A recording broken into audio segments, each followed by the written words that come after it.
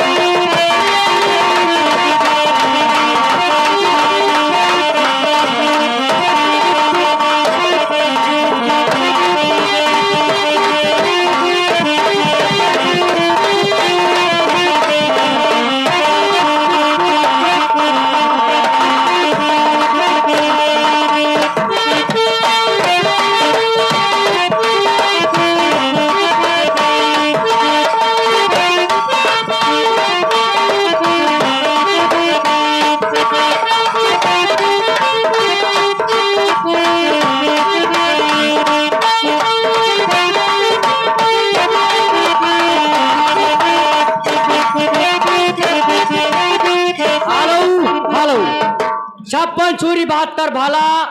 ये आगे चौका के राम केवल दादा इस बच्चे के ऊपर खुश होकर के 51 रुपये का पुरस्कार कर रहे हैं। अच्छा हम और हमारी पार्टी लाख लाख धन्यवाद। लेकिन उनके गाने का फरमाइश क्या है? कोई अच्छा सा सोहर होना चाहिए। तुमसे नहीं